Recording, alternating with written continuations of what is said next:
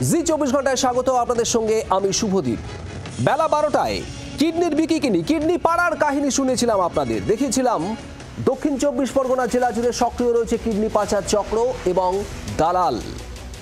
মানুষের গরিবি অর্থাৎ মানুষের দারিদ্র্যের সুযোগ নিয়েই এই কিডনি পাচার চক্র, কিডনি বিক্রির চক্র চলছে দক্ষিণ 24 পরগনা জুড়ে। আর সেখানে কিভাবে একজন মানুষ দেনার দায়ে কিংবা পরিবারের সকলের পেটের ভাতের জন্য অথবা অন্য কোনো আর্থিক প্রয়োজনে কিডনি বিক্রি করছেন, আর সেখানে একজন বা দুজন নয়, হাটপুকুরিয়া গ্রাম পঞ্চায়েতের ছবি আপনাদের দেখিয়েছিলাম। আর এরকম দক্ষিণ 24 পরগনার বাসন্তী, গোসাবা জুড়ে একাধিক জায়গায় এই কিডনি বিক্রির চক্র, কিডনি বিক্রির কারবার চলছে। আর গরিব মানুষ পা দিচ্ছেন সেই ফাঁদে, তার কারণ তাদের টাকার দরকার।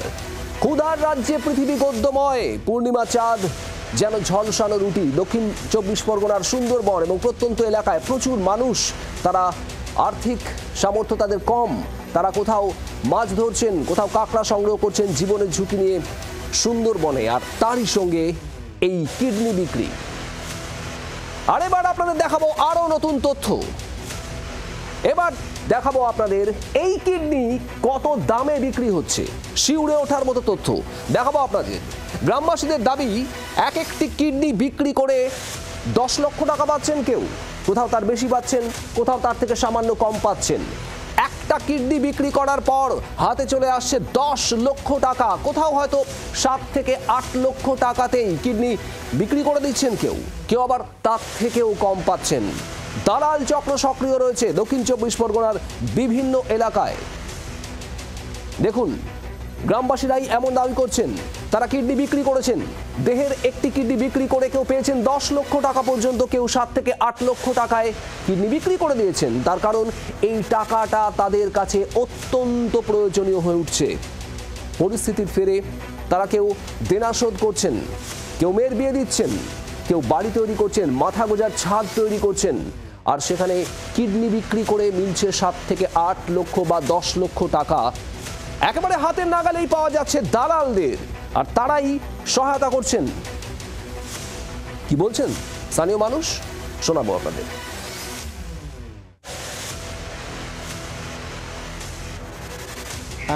ভাই বলছিলাম কেন কি মানে এমনটাই হলো যে যাতে এরকম কিডনির জন্য তোমরা আর্থিক মদত করলে?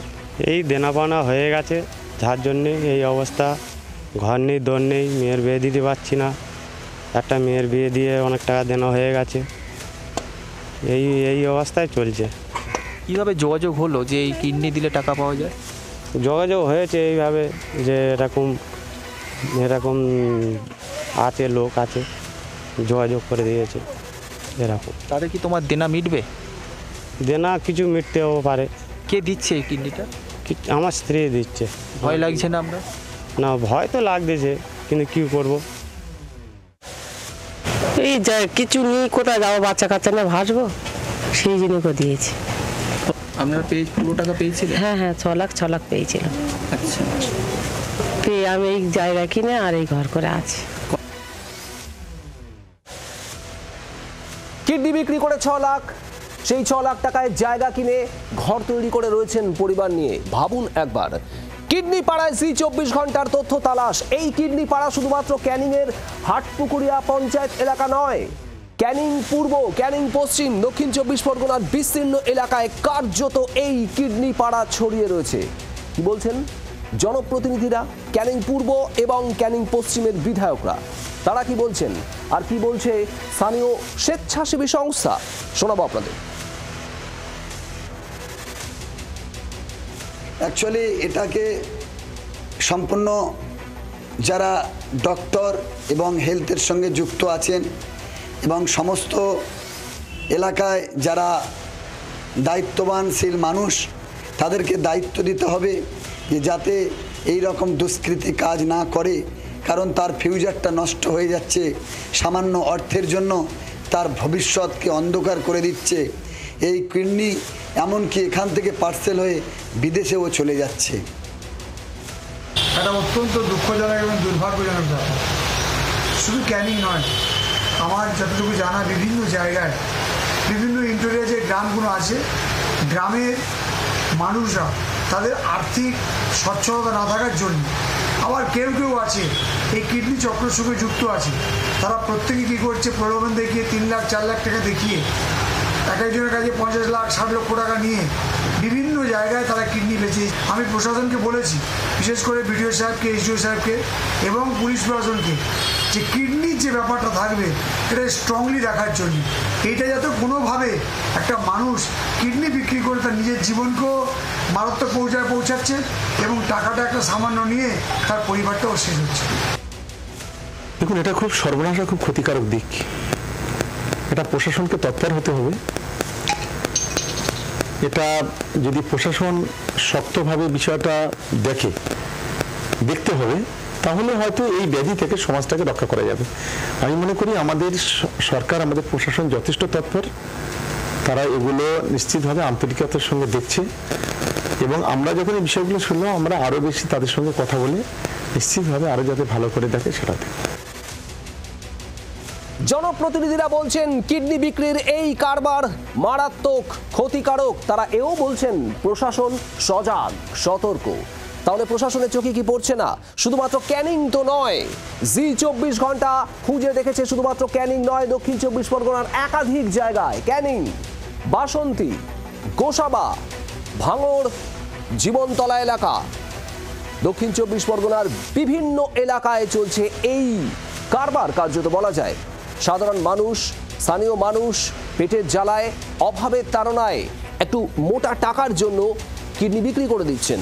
আর সেই কিডনি বিক্রিতে সাহায্য করছে, মদত দিচ্ছে দালালরা। আর কেন অকাতরে এই কিডনি বিক্রি? তার কারণ এই দক্ষিণ 24 পরগনা জেলা জুড়ে সক্রিয় রয়েছে কিডনি পাচার চক্র এবং দালালরা। যে কথা আপনাদের আগেই বলছিলাম, এলাকায় এলাকায় যে বিভিন্ন এলাকার কথা আপনাদের জানাচ্ছিলাম, ভাঙড়, জীবনতলা, বাসন্তী, গোসাবা, ক্যানিংয়ের বিভিন্ন জায়গায় ছড়িয়ে রয়েছে এই দালালরা। তারা চালাচ্ছেন এই কিডনি পাচার চক্র। স্থানীয় মানুষ, দরিদ্র অভাবী মানুষ, তাদের কাছে পৌঁছে যাচ্ছেন তারা। টোপ দেওয়া হচ্ছে মোটা টাকার, আর সেই টাকা পাচ্ছেনও, কেউ 6 লাখ, কেউ 8 লাখ, কেউ 10 লাখ। এই যে কিডনি আপনি দিয়েছেন, কি করে মানে আপনি যোগাযোগ করলেন যে কিডনি এখানে দিলে এত টাকা পাওয়া যায়? সেটা যোগাযোগ করি না তো। মোটামুটি কলকাতায় আমার একটা মোটামুটি পার্টি বাড়ি থেকে, তার বাড়ি কাজকাম কোথাও, তার একটা খারাপ হয়ে গেছিলো, তো আমাকে বলেছিল যে আমারটা যে কিডনি দান করবে। তো সেইভাবে মোটামুটি তার সাথে আমি ইয়ে করেছিলাম, দেওয়ার পরে সে লোকও বেঁচে আছে, আমিও মোটামুটি ঠিক আছে। ভয় লাগে না, এখন আর কোনো ভয় নেই। মোটামুটি একটা স্বাভাবিক বিষয় হয়ে দাঁড়াচ্ছে, যেন ভয় চলে যাচ্ছে।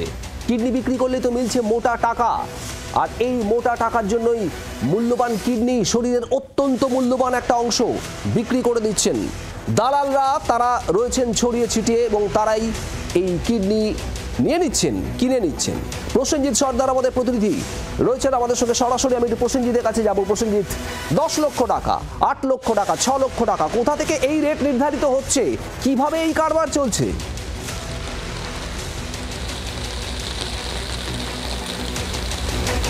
দেখো, যেটা আমরা স্থানীয় সূত্রে যেটা আমরা জানতে পাচ্ছি যে এই কিডনির রেট কিভাবে বাড়ছে বা কমছে, সেটা মূলত তোমাকে বলে রাখবো যে একটা পরিবার যখন কিডনি দিচ্ছে, যখন আরেকটা পরিবার এরকম অসহায়, তারা যোগাযোগ করছে সেই সমস্ত পরিবারের কাছে এবং তারাই সেই সন্ধান দিচ্ছে এবং যে চক্র, যে দালালরা এই চক্রের সাথে যুক্ত আছে, তাদের সাথে ফোনে যোগাযোগ হচ্ছে। তারপরে কিন্তু কিডনির রেট উঠছে, সেটা 5 লাখ থেকে 10 লাখ টাকা পর্যন্ত এরকম কিডনি দিচ্ছে বলে কিন্তু আমরা সেই সমস্ত পরিবারদের কাছে জানতে চাইছি। সরাসরি বলছে টাকার বিনিময়ে তারা কিডনি বিক্রি করতে বাধ্য হচ্ছে, কারণ অসহায় পরিবার, কারণ মেয়ের বিয়ে দিয়েছে, কেউ কোথাও জায়গা নিয়ে ঘর করতে হবে, বিভিন্ন তাদের মানে যে এই যে অভাব অনটন যে সংসার, সেই সংসার চালাতে মূলত এই কিডনি বিক্রি করছে। আর সেই সুযোগটা কিন্তু এই সমস্ত যারা কিডনির চক্রের সাথে যে দালালরা যুক্ত আছে, তারাই মোটামুটি সেই সুযোগটা নিচ্ছে। আর এইভাবে দক্ষিণ 24 পরগনায় তুমি যেটা বলছিলে, ক্যানিং পূর্ব, ক্যানিং পশ্চিম, বাসন্তী, গোসাবা, বিভিন্ন জায়গায় একাধিক পরিবার এইভাবে কিডনি তারা দিয়েছে। এই অভাবের সংসার দেনার দায় জড়িয়ে গিয়েছে, বারে বারে পাওনাদাররা বাড়িতে আসছে। কি করবে শেষ উপায় বলতে গেলে, শরীর থেকে যদি একটি কিডনি দেওয়া হয় তাহলে মোটা টাকা যারা কিডনি যারা চক্র আছে তাদেরকে তারা দিয়ে দেবে। এবার একেবারে ঠিক এই জায়গাতে এই সুযোগটাকে কাজে লাগাচ্ছে দালালরা, এবং দালালরা এই সুযোগকে কাজে লাগিয়েই তারা পৌঁছে যাচ্ছে এই অভাবী মানুষগুলোর কাছে। তাদেরকে বলা হচ্ছে কিডনি বিক্রি করে দেওয়ার কথা, আর এভাবেই দিনের পর দিন ধরে চলছে কারবার। আর রাজনীতির কারবারিরা তারা কি বলছেন এই গোটা ঘটনা নিয়ে? আমরা কথা বলেছিলাম বিজেপি নেতা সজল ঘোষ এবং তৃণমূল নেতা অরূপ চক্রবর্তীর সঙ্গে। তারা কি বলছেন, তাদের মতামত শোনাবো। মমতা বন্দ্যোপাধ্যায়ের সরকার না থাকলে জানতে পারতাম না যে কিডনি পাড়া আছে। আজ যদি কিডনি পাড়া বেরোয়, কালকে লিভার পাড়া, পরশুদিন আরো কি কি বেরোবে বলা যাবে না, বলতে পারবো না। কি ভয়ঙ্কর পরিস্থিতি, কি ভয়ঙ্কর পরিণতির দিকে যাচ্ছি আমরা। এই যারা দালাল, এদেরকে আরকাটি বলে সম্ভবত, এরা সমাজের সর্বস্তরে ছড়িয়ে আছে, মানুষের দারিদ্রতার সুযোগ নিচ্ছে এবং অল্প টাকার বিনিময়ে তারা এই বিভিন্ন বেসরকারি হসপিটালগুলোকে তাদের কিডনিগুলোকে সাপ্লাই দিচ্ছে এবং নিজেরা নিজেদের প্রাসাদ তৈরি করছে। এবং আপনি দেখে নেবেন এদের সঙ্গে সরকারি দলের যোগাযোগ আছে কিনা।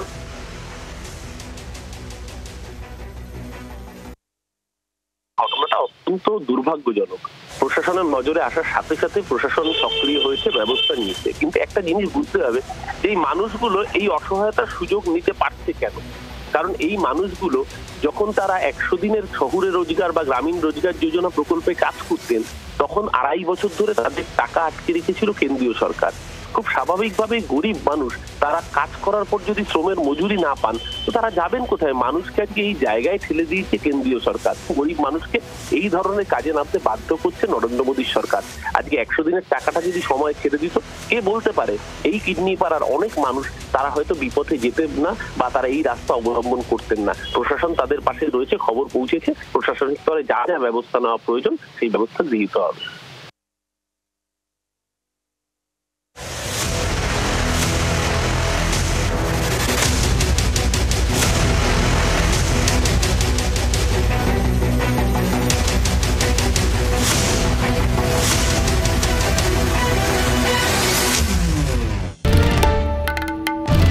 বাংলার আওয়াজ, বাঙালির আবেগ, জি 24 ঘন্টা।